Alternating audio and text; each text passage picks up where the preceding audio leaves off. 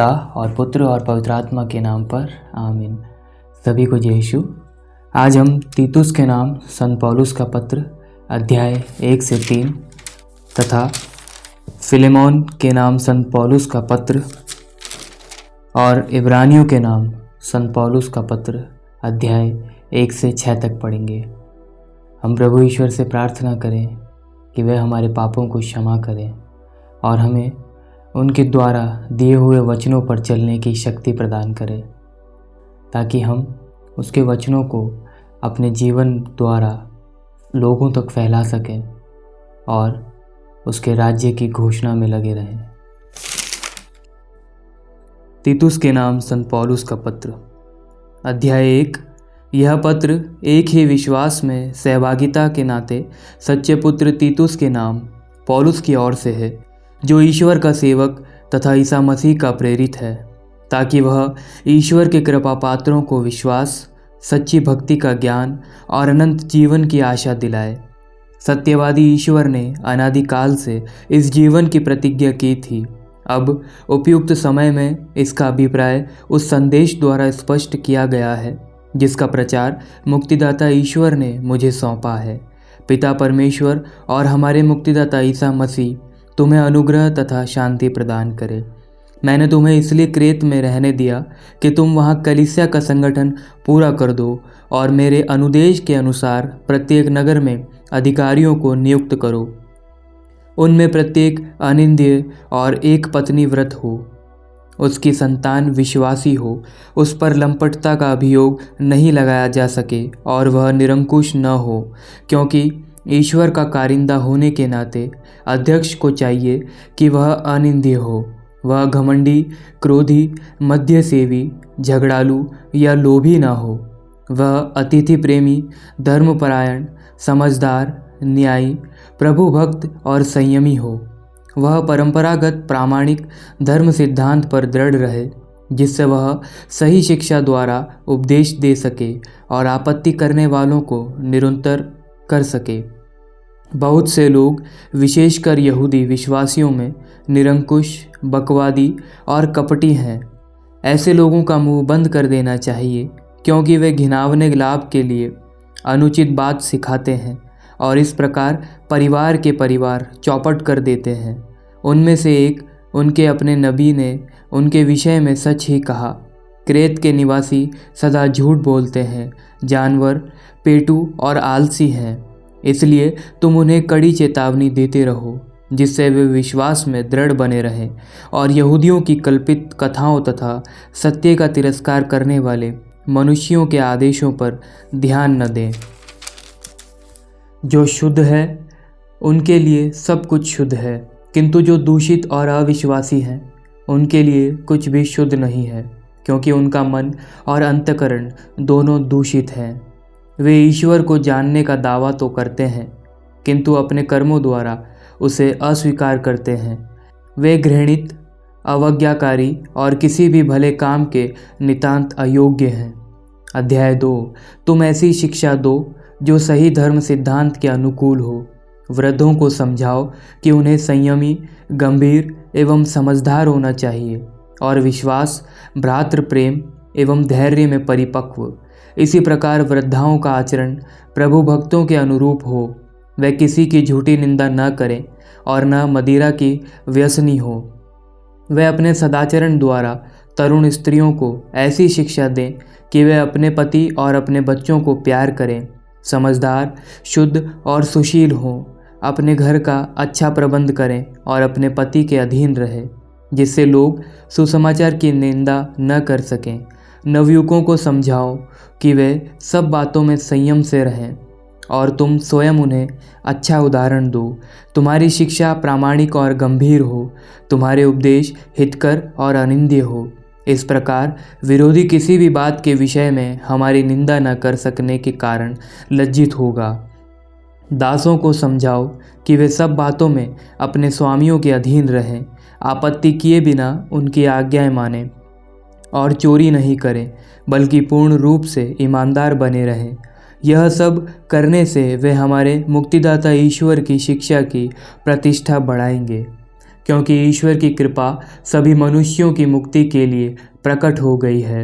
वह हमें यह शिक्षा देती है कि अधार्मिकता तथा विषय वासना त्याग कर हम इस पृथ्वी पर संयम, न्याय तथा भक्ति का जीवन बिताएं और उस दिन की प्रतीक्षा करें जब हमारी आशाएं पूरी हो जाएंगी और हमारे महान ईश्वर एवं मुक्तिदाता ईसा मसीह की महिमा प्रकट होगी। उन्होंने हमारे लिए अपने को बलि चढ़ाया, जिससे वह हमें हर प्रकार की बुराई से मुक्त करें और हमें एक ऐसी प्रजा बनाएं जो शुद्ध हो, जो उनकी अपनी हो और जो भलाई करने के लिए उत्सुक हो। तुम इन बातों की शिक्षा देते हुए उपदेश दिया करो और अधिकार पूर्वक लोगों को समझाओ, कोई तुम्हारा तिरस्कार नहीं करे। अध्याय 3। सबों को याद दिलाओ कि शासकों तथा अधिकारियों के अधीन रहना और उनकी आज्ञाओं का पालन करना उनका कर्तव्य है। वे हर प्रकार के सत्कार्य के लिए तत्पर रहें, किसी की निंदा न करें, झगड़ालू नहीं बल्कि सहनशील हों और सब लोगों के साथ नम्र व्यवहार करें, क्योंकि हम भी तो पहले नासमझ, अवाज्ञाकारी, भटके हुए, हर प्रकार की वासनाओं और भोगों के वशीभूत थे। हम विद्वेष और ईर्ष्या में जीवन बिताते थे। हम घृणित थे और एक दूसरे से बैर करते थे। किंतु हमारे मुक्तिदाता ईश्वर की कृपालुता तथा मनुष्यों के प्रति उसका प्रेम पृथ्वी पर प्रकट हो गया। उसने नवजीवन के जल और पवित्र आत्मा की संजीवनी शक्ति द्वारा हमारा उद्धार किया। उसने हमारे किसी पुण्य कर्म के कारण ऐसा नहीं किया, बल्कि इसलिए कि वह दयालु है। उसने हमारे मुक्तिदाता ईसा मसीह द्वारा हमें प्रचुर मात्रा में पवित्र आत्मा का वरदान दिया, जिससे हम उसकी कृपा की सहायता से धर्मी बनकर अनंत जीवन के उत्तराधिकारी बनने की आशा कर सकें। यह बात सुनिश्चित है और मैं चाहता हूँ कि तुम इस बात पर बल देते रहो। जो लोग ईश्वर में विश्वास कर चुके हैं वे भले कामों में लगे रहने के लिए उत्सुक हों। यह उत्तम है और मनुष्यों के लिए लाभदायक भी। निरर्थक विवादों, वंशावलियों, दलबंदी और संहिता संबंधी झगड़ों से दूर रहो।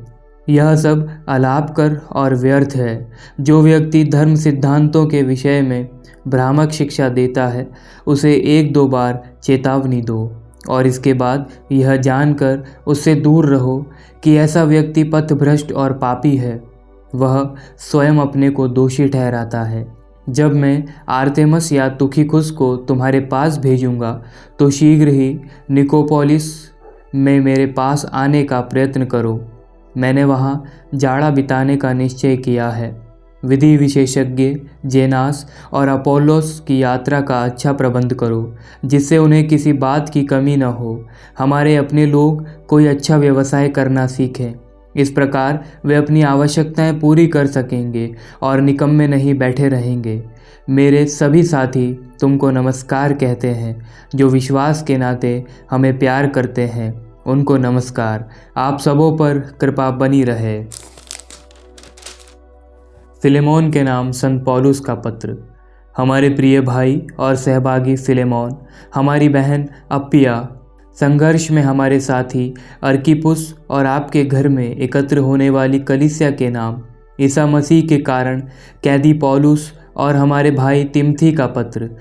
हमारा पिता ईश्वर और प्रभु ईसा मसीह आप लोगों को अनुग्रह तथा शांति प्रदान करे। जब जब मैं अपनी प्रार्थनाओं में आपका स्मरण करता हूँ तो ईश्वर को सदा धन्यवाद देता हूँ, क्योंकि प्रभु ईसा और सब संतों के प्रति आपके प्रेम तथा विश्वास की चर्चा सुनता रहता हूँ। मेरी यह प्रार्थना है कि विश्वास में आपकी सहभागिता सक्रिय हो और आपको यह ज्ञान प्रदान करे कि हम मसीह के लिए कौन कौन भले काम करने में समर्थ है। भाई, मुझे यह जानकर बड़ा आनंद हुआ और सांत्वना मिली कि आपने अपने भ्रातृ प्रेम द्वारा विश्वासियों का हृदय हरा कर दिया है। इसलिए यद्यपि मुझे आपको अपने कर्तव्य का स्मरण दिलाने का पूरा अधिकार है, फिर भी मैं भ्रातृ प्रेम के नाम पर आपसे प्रार्थना करना अधिक उचित समझता हूँ। मैं पौलुस, जो बूढ़ा हो चला और आजकल ईसा मसीह के कारण कैदी भी हूँ, ओनेसिमुस के लिए आपसे प्रार्थना कर रहा हूँ। वह मेरा पुत्र है, क्योंकि मैं कैद में उसका आध्यात्मिक पिता बन गया हूँ। आपको पहले ओनेसिमुस से कोई विशेष लाभ नहीं हुआ था, अब वह आपके लिए भी उपयोगी बन गया है और मेरे लिए भी। मैं अपने कलेजे के इस टुकड़े को आपके पास वापस भेज रहा हूँ। मैं जो सुसमाचार के कारण कैदी हूँ, इसे यहाँ अपने पास रखना चाहता था, जिससे यह आपके बदले मेरी सेवा करे, किंतु आपकी सहमति के बिना मैंने कुछ नहीं करना चाहा, जिससे आप यह उपकार लाचारी से नहीं बल्कि स्वेच्छा से करें। ओनेसिमुस शायद इसलिए कुछ समय तक आपसे ले लिया गया था कि वह आपको सदा के लिए प्राप्त हो, अब दास के रूप में नहीं बल्कि दास से कहीं बढ़कर अति प्रिय भाई के रूप में। यह मुझे अत्यंत प्रिय है और आपको कहीं अधिक, मनुष्य के नाते भी और प्रभु के शिष्य के नाते भी। इसलिए यदि आप मुझे धर्म भाई समझते हैं तो इसे उसी तरह अपनाएं जिस तरह मुझे। यदि आपको इससे कोई हानि हुई है या इस पर आपका कुछ कर्ज है तो मेरे खर्चे में लिखें। मैं पौलुस अपने हाथ से लिख रहा हूँ, मैं उसे चुका दूंगा। क्या मैं आपको इसका स्मरण दिलाऊं कि आप पर भी मेरा कुछ कर्ज है? आप तो मेरे ही हैं भाई। प्रभु के नाम पर मुझे आपसे कुछ लाभ हो। आप मसीह के कारण मेरा हृदय हरा कर दें। मैं यह जानकर आपकी आज्ञाकारिता पर पूरे भरोसे के साथ लिख रहा हूँ कि मैं जो प्रार्थना कर रहा हूँ आप उससे भी अधिक करेंगे। एक बात और, आप मेरे रहने का प्रबंध करें, क्योंकि मुझे आशा है कि आपकी प्रार्थनाओं के फलस्वरूप मैं फिर आप लोगों से मिलने आऊँगा। एपाफास, जो ईसा मसीह के कारण मेरे साथ कैदी है, और मेरे सहयोगी मार्कुस, अरिस्तार्कुस, देमास और लूकस आपको नमस्कार कहते हैं। प्रभु ईसा मसीह की कृपा आप लोगों पर बनी रहे। इब्रानियों के नाम संत पौलुस का पत्र, अध्याय 1। प्राचीन काल में ईश्वर बारंबार और विविध रूपों में हमारे पुरखों से नबियों द्वारा बोला था। अब अंत में वह हमसे पुत्र द्वारा बोला है। उसने उस पुत्र के द्वारा समस्त विश्व की सृष्टि की और उसी को सब कुछ का उत्तराधिकारी नियुक्त किया है। वह पुत्र अपने पिता की महिमा का प्रतिबिंब और उसके तत्व का प्रतिरूप है। वह पुत्र अपने शक्तिशाली शब्द द्वारा समस्त सृष्टि को बनाए रखता है। उसने हमारे पापों का प्रायश्चित किया और अब वह सर्वशक्तिमान ईश्वर के दाहिने विराजमान है। उसका स्थान स्वर्गदूतों से ऊंचा है, क्योंकि जो नाम उसे उत्तराधिकार में मिला है वह उनके नाम से कहीं अधिक श्रेष्ठ है। क्या ईश्वर ने कभी किसी स्वर्गदूत से यह कहा, तुम मेरे पुत्र हो, आज मैंने तुम्हें उत्पन्न किया है और मैं उसके लिए पिता बन जाऊंगा और वह मेरा पुत्र होगा। फिर वह अपने पहलौठे को संसार के सामने प्रस्तुत करते हुए कहता है, ईश्वर के सभी स्वर्गदूत उसकी आराधना करें।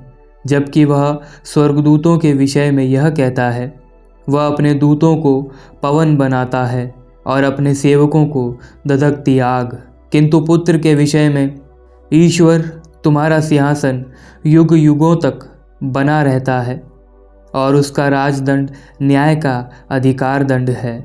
तुमने न्याय का पक्ष लेकर अन्याय से बैर किया है, इसलिए तुम्हारे ईश्वर ने तुमको साथियों के ऊपर उठाकर आनंद के तेल से तुम्हारा अभिषेक किया है। और फिर प्रभु, तुमने आदि में पृथ्वी की नींव डाली है। आकाश तुम्हारे हाथों का कार्य है। वे तो नष्ट हो जाएंगे, किंतु तुम बने रहते हो। वे सब वस्त्र की तरह पुराने हो जाएंगे, तुम चादर की तरह उन्हें समेट लोगे। वे वस्त्र की तरह बदल दिए जाएंगे, किंतु तुम एक रूप रहते हो और तुम्हारे वर्षों का अंत नहीं होगा। किंतु तुम एक रूप रहते हो और तुम्हारे वर्षों का अंत नहीं होगा।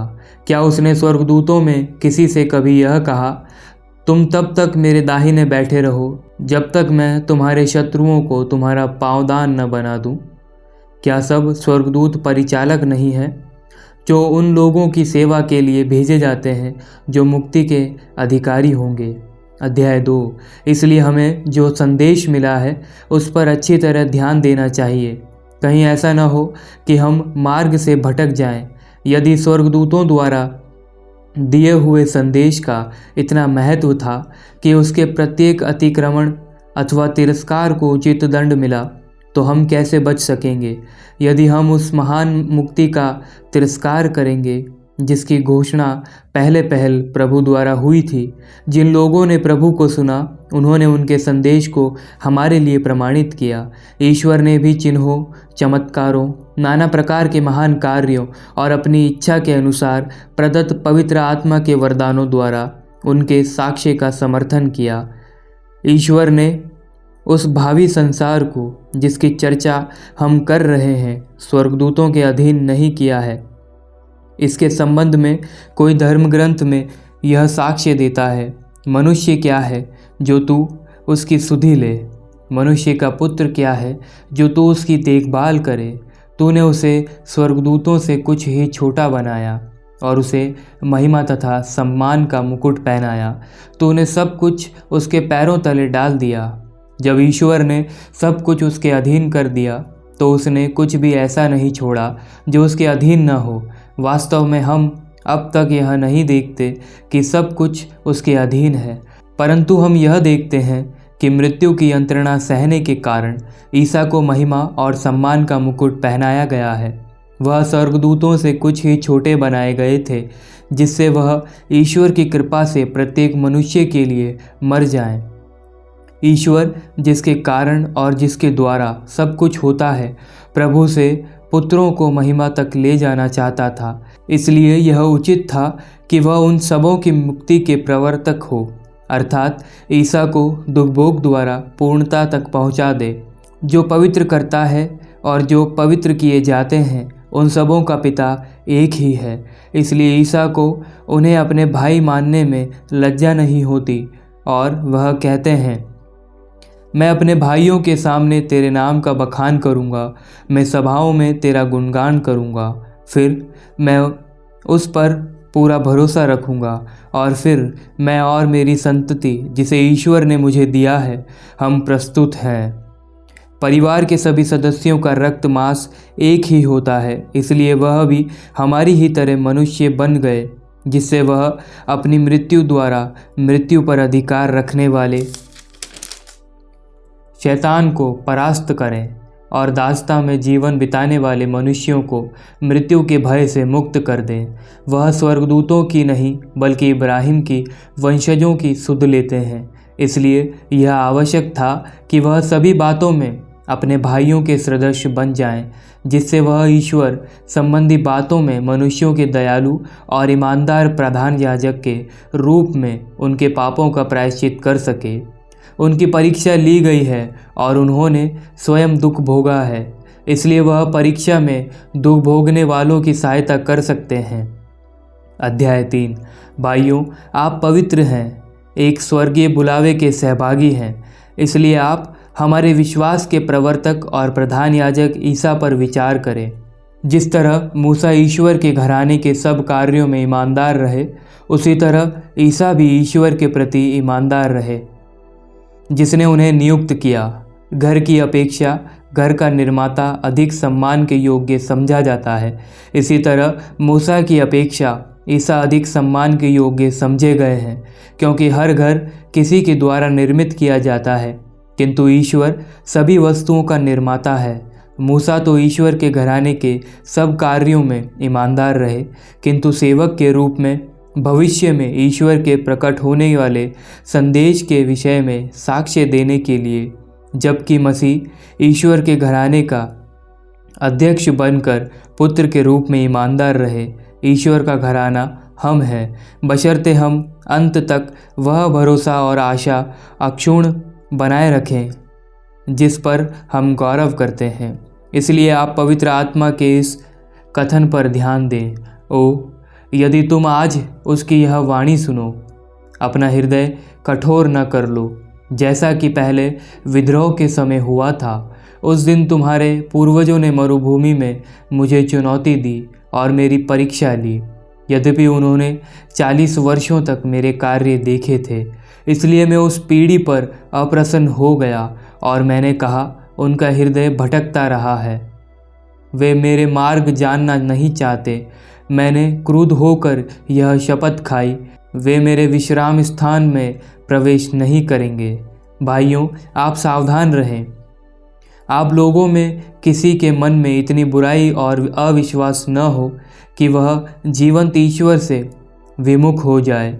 जब तक वह आज बना रहता है, आप लोग प्रतिदिन एक दूसरे को प्रोत्साहन देते जाएं, जिससे कोई भी पाप के फंदे में पड़कर कठोर न बने। हम तो मसीह के भागीदारी बन गए हैं, बशर्ते हम अपना प्रारंभिक विश्वास अंत तक अक्षुण्ण बनाए रखें। धर्म ग्रंथ कहता है, ओ यदि तुम आज उसकी यह वाणी सुनो, अपना हृदय कठोर न कर लो, जैसा कि पहले विद्रोह के समय हुआ था। जिन लोगों ने वाणी सुनकर विद्रोह किया वे कौन थे? निश्चय ही वे सब लोग जो मूसा के नेतृत्व में मिस्र देश से निकल आए थे। ईश्वर 40 वर्षों तक किन लोगों पर अप्रसन्न रहा? निश्चय ही उन लोगों पर जिन्होंने पाप किया था और जो मरुभूमि में ढेर हो गए। उसने किन लोगों के विषय में शपथ खाकर कहा कि वे मेरे विश्राम स्थान में प्रवेश नहीं करेंगे? निश्चय ही उनके विषय में जिन्होंने विश्वास करना अस्वीकार किया। इस प्रकार हम देखते हैं कि वे अपने अविश्वास के कारण प्रवेश नहीं कर पाए। अध्याय 4। ईश्वर के विश्राम स्थान में प्रवेश करने की वह प्रतिज्ञा अब तक कायम है, इसलिए हम सतर्क रहें कि आप लोगों में कोई उसमें प्रवेश करने से न रह जाए। हमको उन लोगों की तरह एक मंगलमय समाचार सुनाया गया है। उन लोगों ने जो संदेश सुना उन्हें उससे कोई लाभ नहीं हुआ, क्योंकि सुनने वालों में विश्वास का अभाव था। हम विश्वासी बन गए हैं, इसलिए हम उस विश्राम स्थान में प्रवेश करते हैं जिसके विषय में उसने कहा, मैंने क्रुद्ध होकर यह शपथ खाई, वे मेरे विश्राम स्थान में प्रवेश नहीं करेंगे। ईश्वर का कार्य तो संसार की सृष्टि के समय ही समाप्त हो गया है, क्योंकि धर्म ग्रंथ 7वें दिन के विषय में यह कहता है, ईश्वर ने अपना समस्त कार्य समाप्त कर 7वें दिन विश्राम किया। और उपर्युक्त उद्धरण में हम यह पढ़ते हैं, वे मेरे विश्राम स्थान में प्रवेश नहीं करेंगे। यह निश्चित है कि कुछ लोगों को प्रवेश करना है, किंतु जिन लोगों को पहले वह शुभ समाचार सुनाया गया था वे अवज्ञा करने के कारण प्रवेश नहीं कर पाए। इसलिए ईश्वर एक दूसरा दिन निर्धारित करता है और वह बहुत वर्षों के बाद दाऊद के मुख से उपयुक्त शब्द कहता है, ओ यदि तुम आज उसकी यह वाणी सुनो, अपना हृदय कठोर न कर लो। यदि योशुआ उन्हें विश्राम स्थान में ले गए होते तो ईश्वर बाद में किसी दूसरे दिन की चर्चा नहीं करता। इसलिए अब भी ईश्वर की प्रजा के लिए एक विश्राम स्थान बना हुआ है। जो उस विश्राम स्थान में प्रवेश कर पाता है वह अपना कार्य समाप्त कर उसी प्रकार विश्राम करता है जिस प्रकार ईश्वर ने अपना कार्य समाप्त कर विश्राम किया। इसलिए हम उस विश्राम स्थान में प्रवेश करने का पूरा प्रयत्न करें, जिससे कोई भी उन लोगों की अवज्ञा का अनुसरण करता हुआ उससे वंचित न हो। क्योंकि ईश्वर का वचन जीवंत, सशक्त और किसी भी दुधारी तलवार से तेज है। वह हमारी आत्मा के अंतरतम तक पहुंचता और हमारे मन के भावों तथा विचारों को प्रकट कर देता है। ईश्वर से कुछ भी छिपा नहीं है। उसकी आँखों के सामने सब कुछ निरावरण और खुला है। हमें उसे लेखा देना पड़ेगा। हमारे अपने एक महान प्रधान याजक हैं, अर्थात ईश्वर के पुत्र ईसा, जो आकाश पार कर चुके हैं। इसलिए हम अपने विश्वास में सुदृढ़ रहें। हमारे प्रधान याजक हमारी दुर्बलताओं में हमसे सहानुभूति रख सकते हैं, क्योंकि पाप के अतिरिक्त अन्य सभी बातों में उनकी परीक्षा हमारी ही तरह ली गई है। इसलिए हम भरोसे के साथ अनुग्रह के सिंहासन के पास जाएं, जिससे हमें दया मिले और हम वह कृपा प्राप्त करें जो हमारी आवश्यकताओं में हमारी सहायता करेगी। अध्याय 5। प्रत्येक प्रधान याजक मनुष्यों में से चुना जाता और ईश्वर संबंधी बातों में मनुष्यों का प्रतिनिधि नियुक्त किया जाता है, जिससे वह भेंट और पापों के प्रायश्चित की बलि चढ़ाए। वह अज्ञानियों और भूले भटके लोगों के साथ सहानुभूतिपूर्ण व्यवहार कर सकता है, क्योंकि वह स्वयं दुर्बलताओं से घिरा हुआ है। यही कारण है कि उसे न केवल जनता के लिए बल्कि अपने लिए भी पापों के प्रायश्चित की बलि चढ़ानी पड़ती है। कोई अपने आप यह गौरवपूर्ण पद नहीं अपनाता। प्रत्येक प्रधान याजक हारून की तरह ईश्वर द्वारा बुलाया जाता है। इसी प्रकार मसीह ने अपने को प्रधान याजक का गौरव नहीं प्रदान किया। ईश्वर ने उनसे कहा, तुम मेरे पुत्र हो, आज मैंने तुम्हें उत्पन्न किया है। अन्यत्र भी वह कहता है, तुम मेल्कीसेदेक की तरह सदा पुरोहित बने रहोगे। मसीह ने इस पृथ्वी पर रहते समय पुकार पुकार कर और आंसू बहाकर ईश्वर से, जो उन्हें मृत्यु से बचा सकता था, प्रार्थना और अनुनय विनय की। श्रद्धालुता के कारण उनकी प्रार्थना सुनी गई। ईश्वर का पुत्र होने पर भी उन्होंने दुख सहकर आज्ञा पालन सीखा। वह पूर्ण रूप से सिद्ध बनकर और ईश्वर से मेल्कीसेदेक की तरह प्रधान याजक की उपाधि प्राप्त कर उन सबों के लिए मुक्ति के स्रोत बन गए जो उनकी आज्ञाओं का पालन करते हैं। इसके संबंध में हमें बहुत कुछ कहना है, वह समझाना कठिन है, क्योंकि आप लोगों की बुद्धि मंद हो गई है। इस समय तक आप लोगों को शिक्षक बन जाना चाहिए था, किंतु यह आवश्यक हो गया है कि आप लोगों को दोबारा ईश्वर की वाणी का प्रारंभिक ज्ञान दिलाया जाए। आप लोगों को ठोस भोजन की नहीं, बल्कि दूध की आवश्यकता है। जो दूध से ही निर्वाह करता है वह बच्चा है और धार्मिकता की शिक्षा समझने में असमर्थ है, जबकि वयस्क लोग ठोस भोजन करते हैं। वे अनुभवी हैं और उनकी बुद्धि भला बुरा पहचानने में समर्थ है। अध्याय 6। इसलिए हम मसीह संबंधी प्रारंभिक शिक्षा से आगे बढ़े। मृत्यु की ओर ले जाने वाले कर्मों के लिए पश्चाताप, ईश्वर में विश्वास, शुद्धिकरण की विधियों से संबंधित शिक्षा, हस्तारोपण, मृतकों का पुनरुत्थान और अपरिवर्तनीय भाग्य निर्णय। हम फिर से इन बातों की नींव न डालें, बल्कि प्रौढ़ शिक्षा की ओर बढ़ें। यदि ईश्वर की अनुमति होगी तो हम वही करेंगे, क्योंकि जिन लोगों को एक बार दिव्य ज्योति मिली है, जो स्वर्गीय वरदान का आस्वादन कर चुके और पवित्र आत्मा के भागीदारी बन गए हैं, जिन्हें सुसमाचार की श्रेष्ठता और आगामी युग के शक्तिशाली चमत्कारों का अनुभव हो चुका है, यदि वे पथभ्रष्ट होते हैं तो उन्हें पश्चाताप के मार्ग पर ले आना असंभव है, क्योंकि वे अपनी ओर से ईश्वर के पुत्र को फिर क्रूस पर आरोपित करते और उसका उपहास कराते हैं। जो भूमि अपने ऊपर बार बार पड़ने वाला पानी सोखती और उन लोगों के लिए उपयोगी फसल उगाती है जो उस पर खेती करते हैं, वह ईश्वर का आशीर्वाद प्राप्त करते हैं। किंतु यदि वह कांटे और ऊंट कटारे उगाती है तो वह बेकार है, उस पर अभिशाप पड़ने वाला है और अंत में उसे जलाया जाएगा। प्रिय भाइयों, यद्यपि हम इस प्रकार बोल रहे हैं, फिर भी हमारा दृढ़ विश्वास है कि आप लोगों की दशा इससे कहीं अच्छी है और आप मुक्ति के मार्ग पर चलते हैं। ईश्वर अन्याय नहीं करता। आप लोगों ने उसके प्रेम से प्रेरित होकर जो कष्ट उठाया, संतों की जो सेवा की और अब भी कर रहे हैं, ईश्वर वह सब नहीं भुला सकता। मैं चाहता हूँ कि आपकी आशा के परिपूर्ण हो जाने तक आप लोगों में हर एक वही तत्परता दिखलाता रहे। आप लोग ढिलाई न करें, वरन उन लोगों का अनुसरण करें जो अपने विश्वास और धैर्य के कारण प्रतिज्ञाओं के भागीदार होते हैं। ईश्वर ने जब इब्राहिम से प्रतिज्ञा की थी तो उसने अपने नाम की शपथ खाई, क्योंकि उससे बड़ा कोई नहीं था जिसका नाम लेकर वह शपथ खाए। उसने कहा, मैं तुम पर आशीष बरसाता रहूँगा और तुम्हारे वंशजों को असंख्य बना दूंगा। इब्राहिम ने बहुत समय तक धैर्य रखने के बाद प्रतिज्ञा का फल प्राप्त किया। लोग अपने से बड़े का नाम लेकर शपथ खाते हैं, उनमें शपथ द्वारा कथन की पुष्टि होती है और सारा विवाद समाप्त हो जाता है।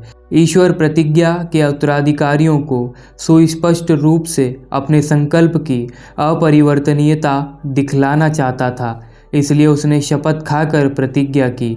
वह इन दो अपरिवर्तनीय कार्यों अर्थात प्रतिज्ञा और शपथ में झूठा प्रमाणित नहीं हो सकता। इससे हमें, जिन्होंने ईश्वर की शरण ली है, यह प्रबल प्रेरणा मिलती है कि हमें जो आशा दिलाई गई है हम उसे धारण किए रहें। वह आशा हमारी आत्मा के लिए एक सुस्थिर एवं सुदृढ़ लंगर के सदृश है जो उस मंदिर गर्भ में पहुंचता है जहाँ ईसा हमारे अग्रदूत के रूप में प्रवेश कर चुके हैं, क्योंकि वह मेल्खिसेदेक की तरह सदा के लिए प्रधान याजक बन गए हैं। यह प्रभु की वाणी है। ईश्वर को धन्यवाद। पिता और पुत्र और पवित्र आत्मा के नाम पर आमीन। सभी को जय यीशु।